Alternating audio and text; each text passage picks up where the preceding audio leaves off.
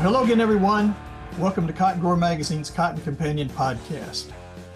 This is Jim Stedman, editor of Cotton Grower, linked up as always with my good friend and colleague, Beck Barnes. Now, it's been an eventful few weeks in cotton. Heat and humidity have returned in a big way in the eastern part of the cotton belt, which is just what cotton loves. Out on the high plains, it's just heat, which the dryland acres don't like. And Hurricane or Tropical Storm Debbie, depending on where you were standing, came calling over in parts of Florida, Georgia, and the Carolinas. And we're still waiting to see what impact that had on cotton and other agriculture that was in its path. So as we've said before, Beck, it's just summer in the cotton belt. And unless you're in South Texas, there's still a long way to go before harvest time in most of these areas. Yeah, we've had a little interesting weather past few days here, hadn't we? We are, as you mentioned, waiting to see how big of a downer Debbie was, if you see what I did there. And Jim, it was what, 2 weeks ago, or it was the last episode where we were talking to Dr. John Robinson, I should say, economist. And he told us that it was going to take a little weather event somewhere to scare the market into some bullish activity. And so maybe, this is that. It's cotton grower editors, we walk a tricky line of, we want all of our listeners to have great big bumper crops every year, but if some bad weather happens somewhere, that could be a net positive for everyone else. And so, we'll see how the market reacts. I've been looking for reports out of Georgia and the Carolinas. Maybe you have seen some, Jim. Maybe you had it in our script here. I talked to Wes Briggs, a consultant over in Bainbridge, Georgia, on Monday, just as they were on the fringes of the storm. He was in Southwest Georgia, over near the Alabama line, and they were getting like 20, 25, 30 mile an hour wind gusts and occasional rain out of it. But he said the worst of it was definitely headed over to the southeastern part of the state. So I don't know that we have a reading yet on what kind of damage we're dealing with. When I looked at it this morning, it had cleared South Carolina, but was turning a little bit and coming back in the northern part of South Carolina. So the thing about these storms, I bless their hearts. The people who try to predict these things have such a tough job because it's such an unpredictable thing to try to manage. It's sort of like, trying to project cotton acres early in the year. Yeah. And Jim, I've only been down to South Georgia 1,800 times since I've been on at Cotton Grower Magazine, but that I have.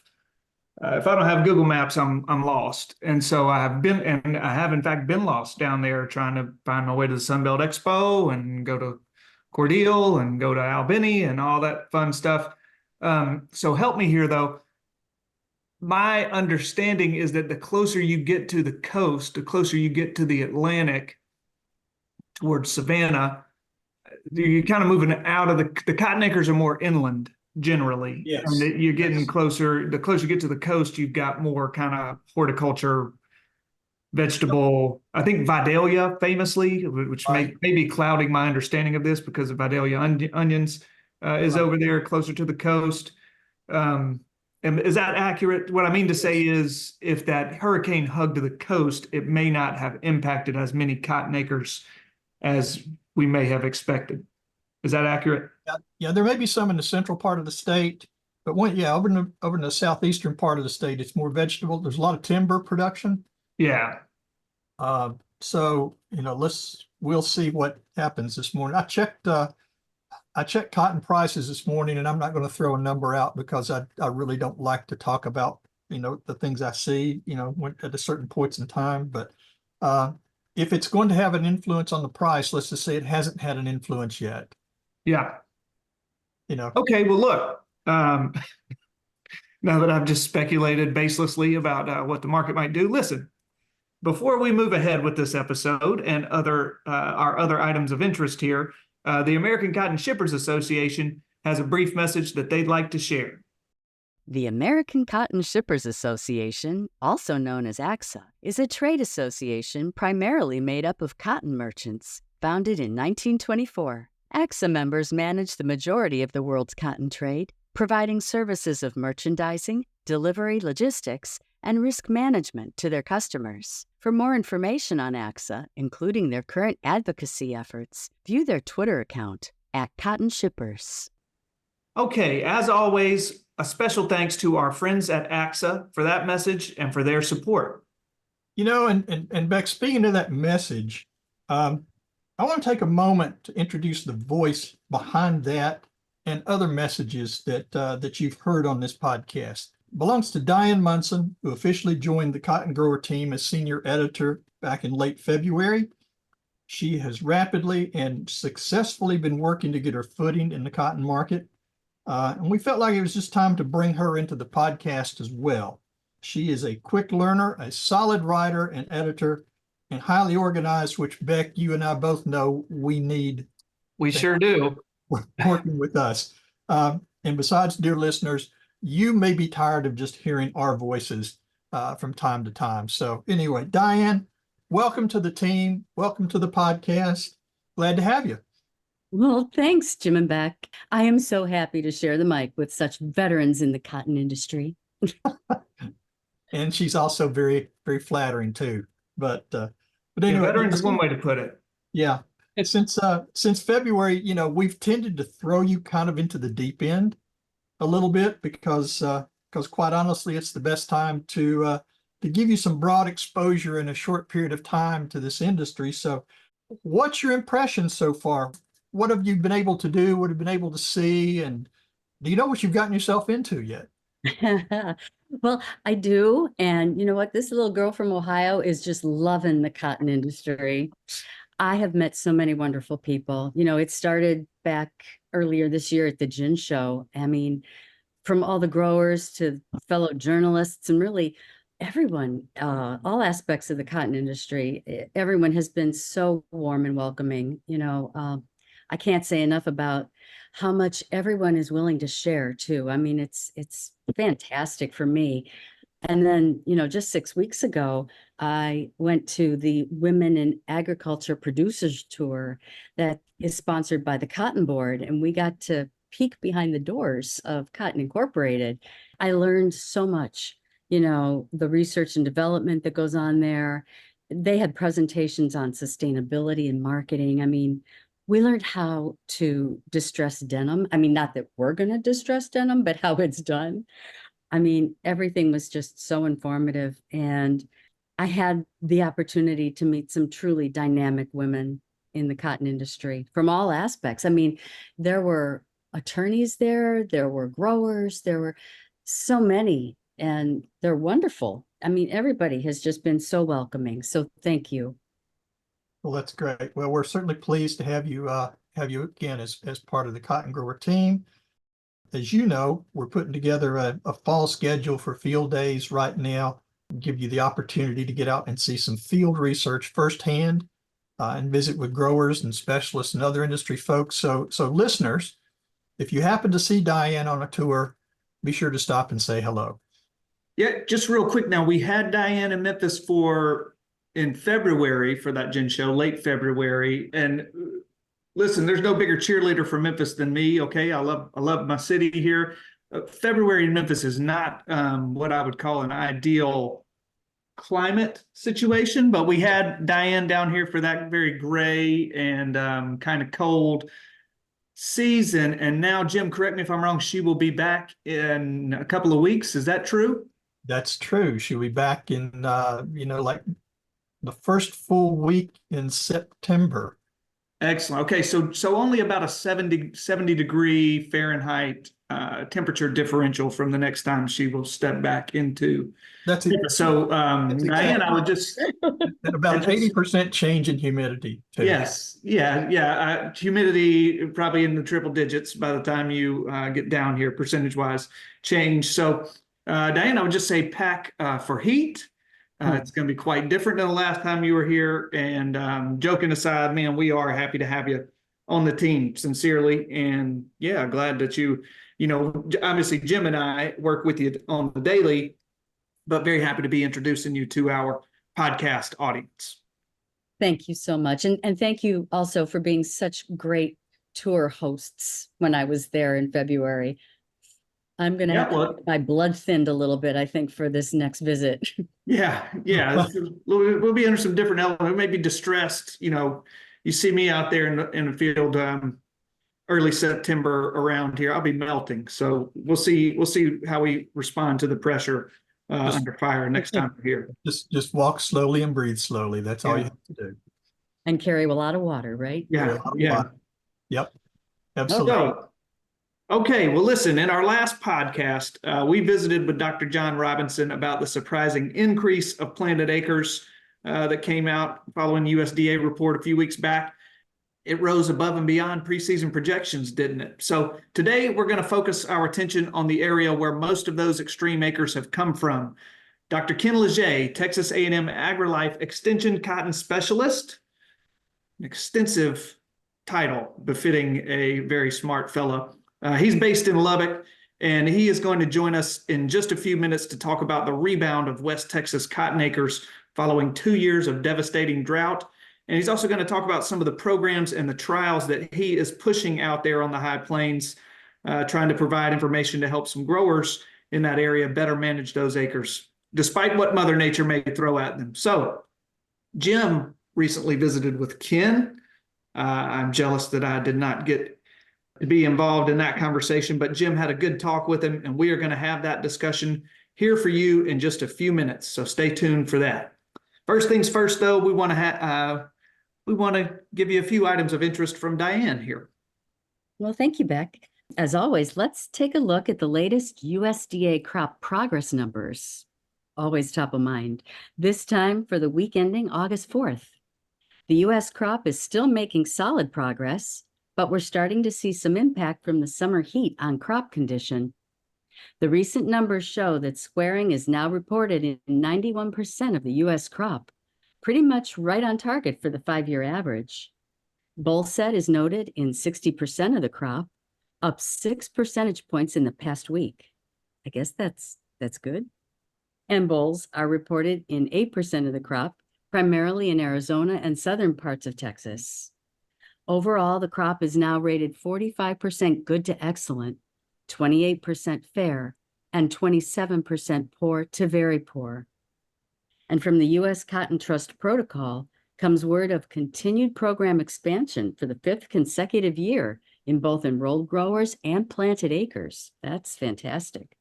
Planted cotton acres enrolled in the program increased to 2.1 million acres, up 31% from 2023. This growth is driven by a 35% increase in enrolled growers, bringing total enrollment in the protocol to 1,327 growers for 2024. Enrolled acres for the 2023 crop year resulted in a yield of 1.9 million bales of cotton. The expanded acreage for 2024 will further enhance the availability of sustainable cotton in the market. Great. Well, thanks, Diane. And now let's hear from today's guest, Dr. Ken Legé.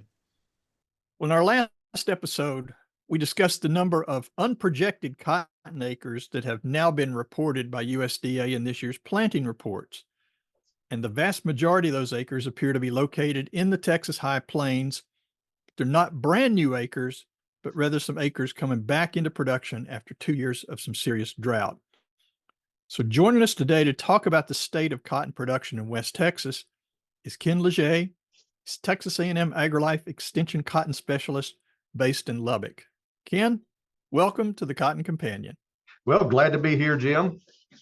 I can't begin to tell you how strange it is to put that AgriLife Cotton Specialist title after your name. Knowing how long you and I have known each other and how many times our paths have crossed over the last couple of decades in different roles with different companies. And really, when I look at the majority of cotton specialists that are out there, and everybody's doing a great job, a lot of them have moved straight into that position right after earning their PhDs. You obviously took a bit of a circuitous route to get to where you are today. Can you give our listeners a little bit of your background that led you to AgriLife and to Lubbock? Well, you know, this kind of completes the circle for me. I started in what was Texas Agriculture Extension Service. It wasn't even called AgriLife back in the day. In the mid 90s, working on a water quality project. And then some cotton specialist roles opened up across the belt. And I ended up moving to South Carolina as their statewide cotton specialist with Clemson for a couple of years. And then that's about the time that transgenic cotton was really ramping up, and a lot of companies were ramping up their agronomic services, technical services across the belt. And I was included in that hire and went to work for Suregrove Seed. And then that got swallowed up in the Delta and Pineland, which eventually got bought by Monsanto. Then I moved up to St. Louis, worked in biotech for Monsanto on some water quality, or not water quality, but water use efficiency projects, and then moved to Lubbock in 2013, working for Americot NextGen for a couple of years. Then got offered a role by what was then Dow AgroSciences with the Phytogen brand, and then short 8 years later, things change and an AgriLife role opens up here in Lubbock, Texas, and I complete the circle back to extension. And I'm having a blast doing so because I can work on nearly everything that my heart's desire. So being able to focus here on the high plains on growers that have common issues has been a real enjoyable 6 or 8 months here so far since January. Yeah, there's nothing like bringing a diverse life and professional experience to a role like that. It's, you know, 'cause my first job was in extension too at Tennessee in communications as a writer. And you know, when I look back on it, you know, you and I have crossed paths. I was always working for, you know, for the agency side Right. of a lot of the companies, and we were going to meetings and to field days and things together.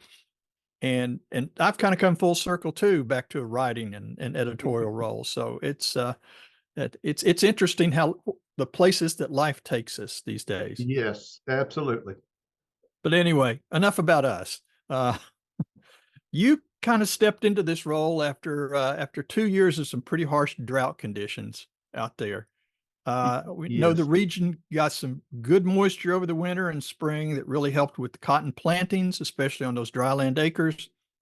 How's that crop looking today? Are there any surprises? Are there any concerns right now? Yes and yes. And that can probably be said about any year in the high plains. But Oh yeah. as you alluded to, you know, the last couple of years, 2022 was a rough year for the high plains with high abandonment, lots of drought, lots of storm loss.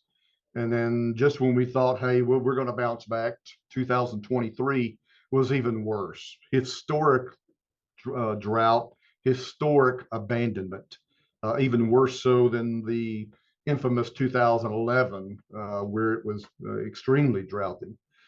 So we're coming off of a couple of years where harvested acres were extremely low. And certainly growers took the opportunity to cover their losses with crop insurance. And we're glad to have those safety nets. But part of the industry that does not have a safety net are all the ginning and suppliers that don't have that safety net. It was a rough 2 years for that part of the industry. So 2024, as you said, started out with a little bit more soil moisture. We didn't think it was going to happen, and all of a sudden in late April it started raining, and we got the crop in, planted a lot of acres. Those acres are still being tabulated. My estimate for, say, the southern high plains, which is say from Tulia, Texas, down to say Big Spring, Texas, and across the high plains there. I think we're probably looking at 3.3, 3.4 million.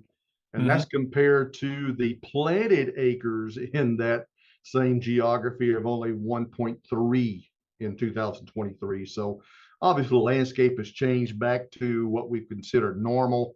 So about 70% of those acres are dry land.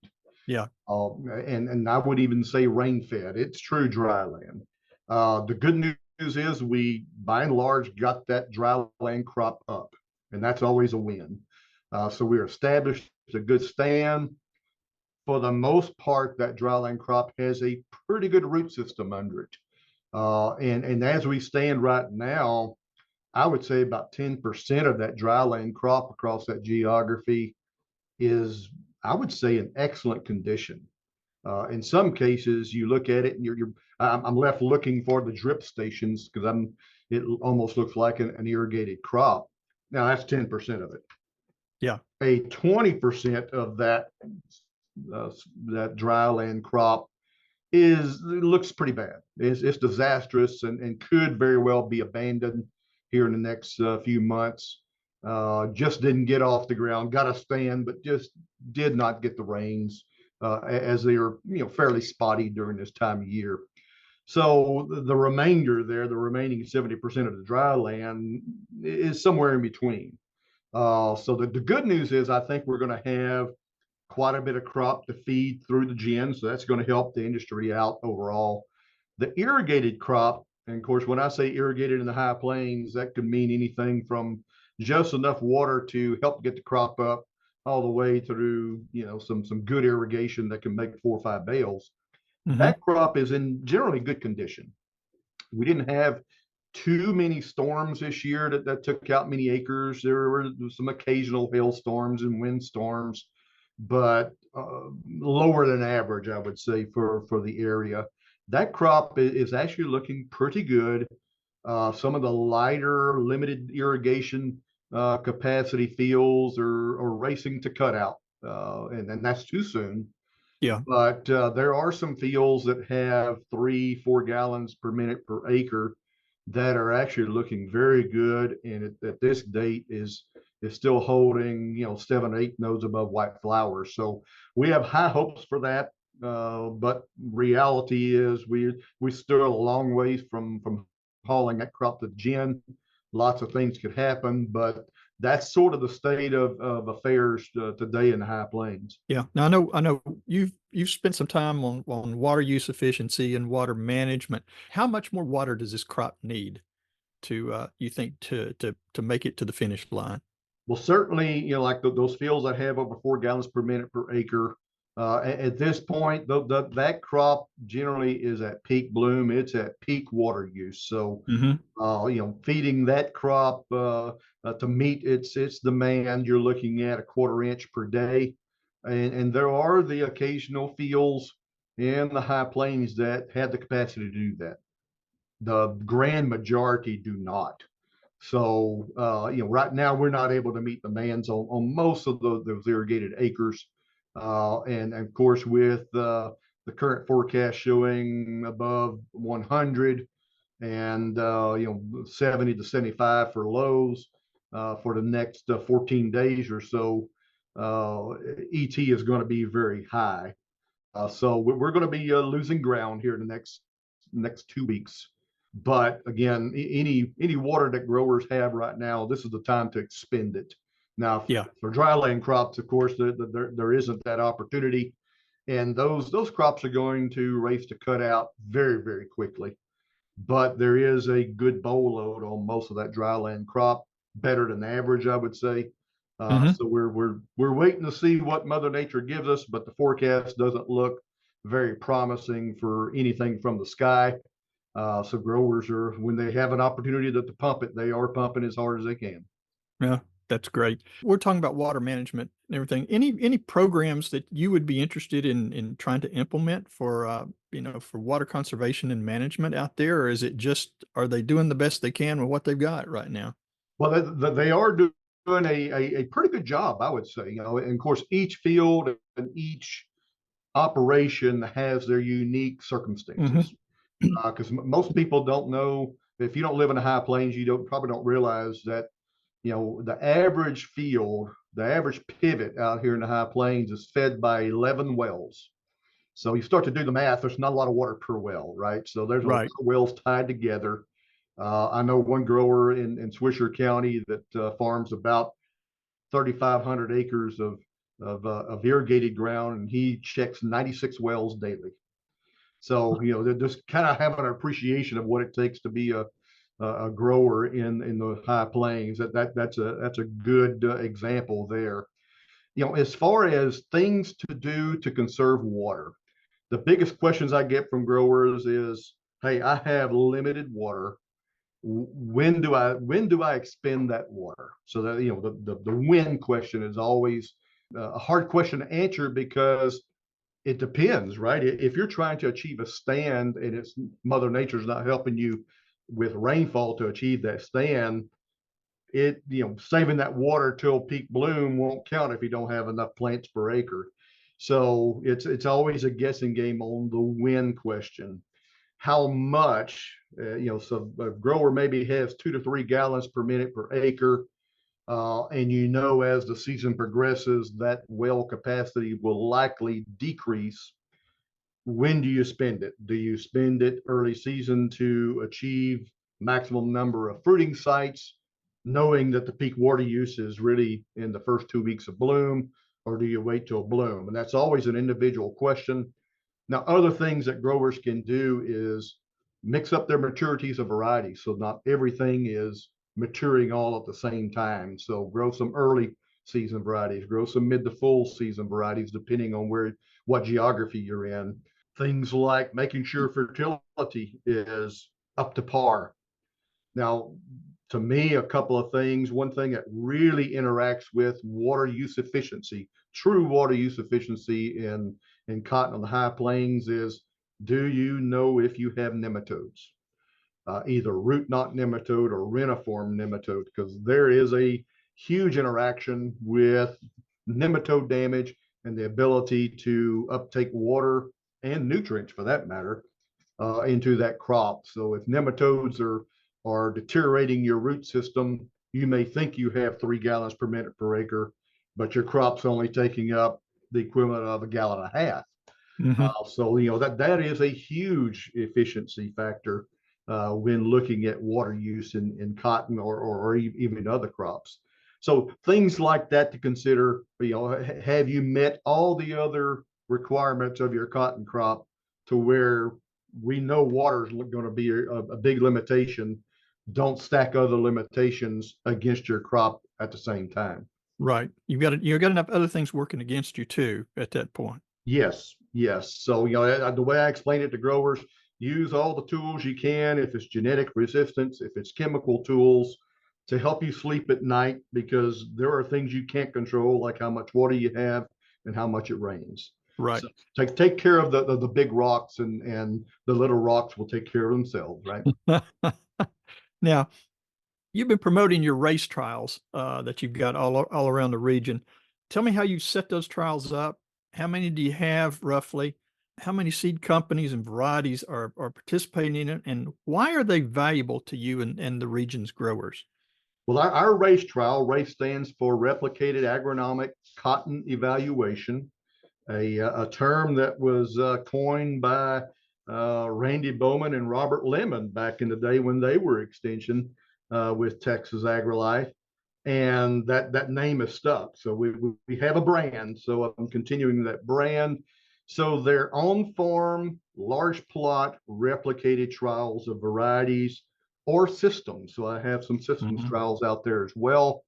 In terms of participation, we have Armor Brand, we have Delta Pine, we have FiberMax Stoneville, we have Phytogen, and we have NextGen participating in the race trials. We did have one conventional race trial that did not make it. In fact, it's kind of hilarious, Jim, that we planted 19 of these locations across the Southern High Plains. And with, in my mind, you have to calculate that you're going to lose some to various weather events in the high plains. Right. That's fact of life. I was picturing that we'd lose it to drought. The 2 sites that we lost this year out and about were lost due to flooding. So I didn't see the flooding come come into play. But, go figure. Just when you It's think just you've not got something everything that figured usually out. comes to mind. That's usually not what you think about when you think about high plains, but No. yeah, a couple of them got flooded out, and the conventional site unfortunately got flooded out to where it did not make stand. But otherwise, we have some locations that are what I call mixed technology Right. sites, where everybody can participate, and it's managed by glyphosate and glufosinate. And then we have other sites that are Extenflex only varieties. And then we have still other sites that are enlist varieties. We also have some dryland sites, and we have some irrigated sites of various capacities.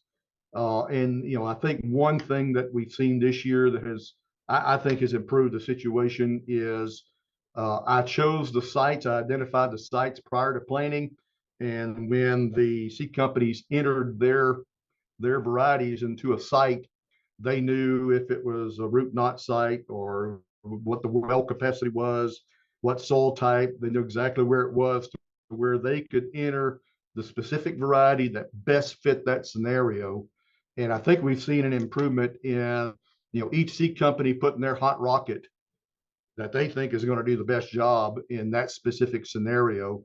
And I think growers have recognized that, and they don't quite recognize all the varieties on the list. It's like, yes, because they're entering brand new materials. So that's, to me, that's increased the value of those trials. The other thing I've tried to do to increase the value of the trials is make them visible, make them the plot plans available to anyone. Currently this week putting out signage that has the support and the race trial logo that we have, so that if somebody's driving down the road, they'll begin to recognize, hey, that's a race trial. Let me stop and look at these varieties. Well, yeah, I mean, obviously, you seem to be pretty darn busy this year with everything that you've got going between the trials and education programs. Is there anything you hope to put in place that you just haven't had time to do this year?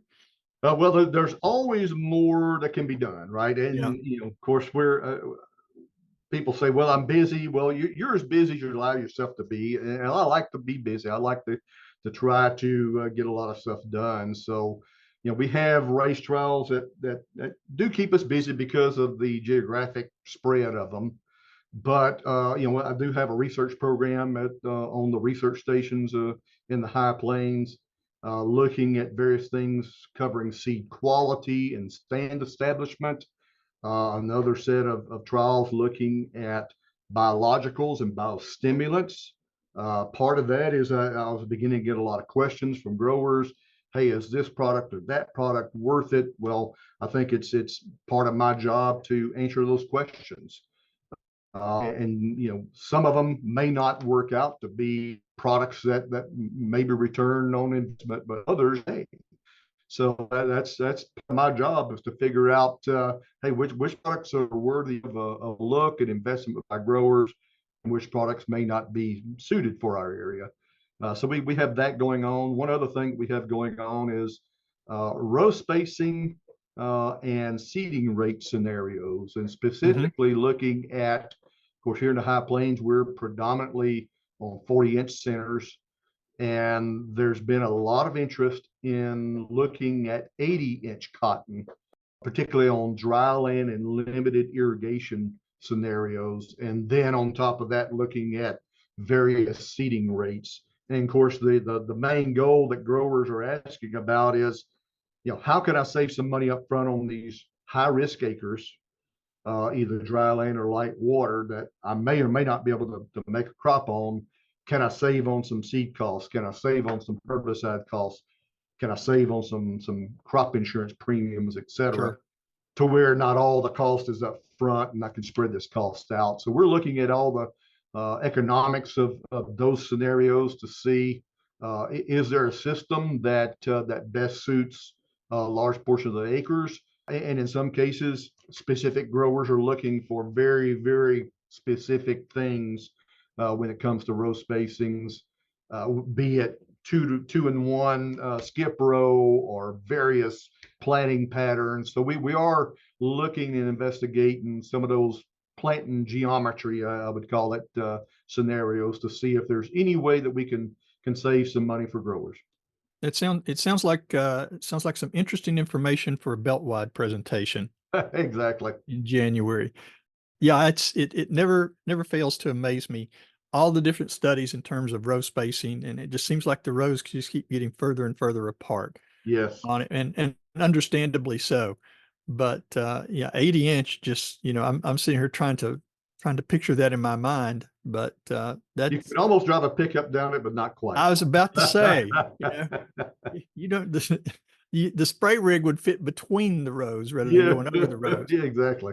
But anyway, hey, we all acknowledge that, market prices and input costs could be better. I mean, it's still one of those years. How are growers kind of feeling about this year's crop?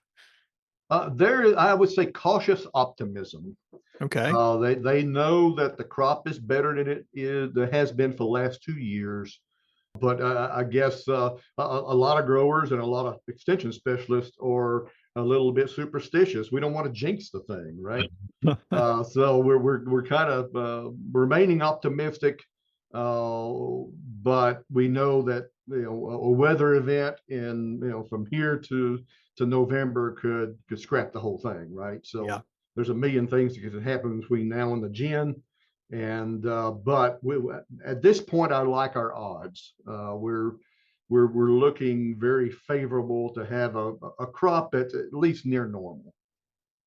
Good. I'm sure. What about the ginners and the co-ops and the rest of the infrastructure out there? Are they feeling a little bit more optimistic than they have for the last 2 years? Yes, absolutely. I think going into 23, a lot of the abandonment was very early, and a lot of those gins took a hit, and really the gins that are most vulnerable are some of the smaller gins that are 20, 25, 30,000 bale gins. Right.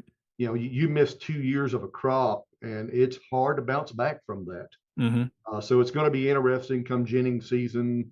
Are we going to see more consolidation among the ginning industry? I think it's probably inevitable, but time will tell, certainly. Okay.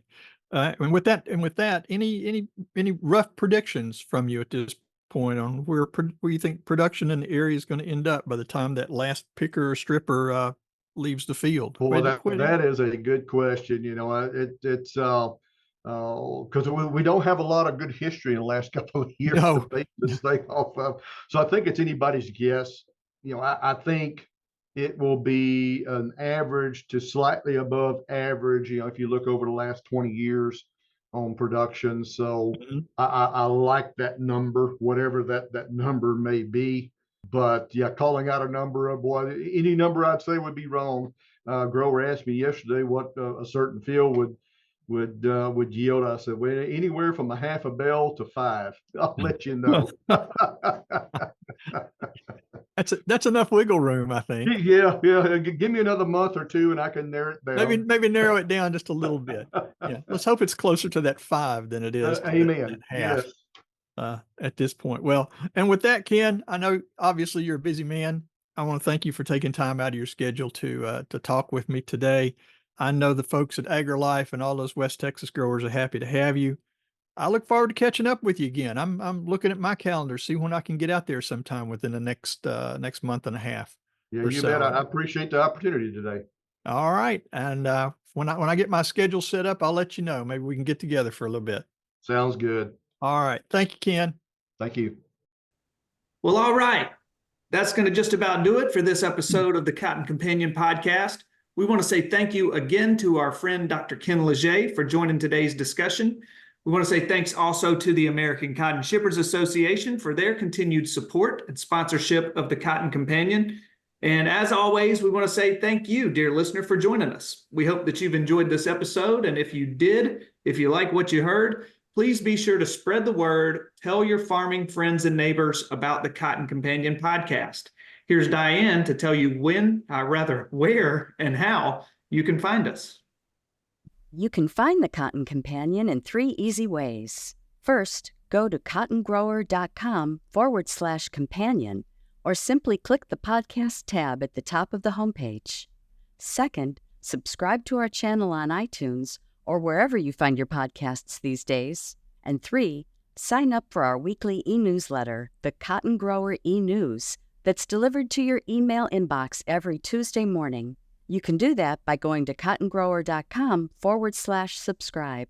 Also, be sure to follow Cotton Grower on social media. We are at Cotton Grower Mag on Twitter. And on Facebook, you'll find us by searching for Cotton Grower Magazine. Cotton Companion Podcast is produced twice monthly by Tyler Hatch and Kim Henderson, our talented colleagues, the world headquarters for Meister Media Worldwide in lovely Willoughby, Ohio. I'm Jim Stedman. He's Beck Barnes. She's Diane Munson. And we'll be back with you in a few weeks, the next episode, Cotton Companion.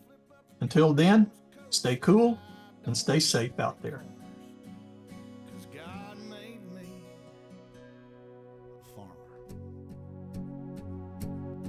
Yeah, he works and he works and he works and he works all day. God made a farm.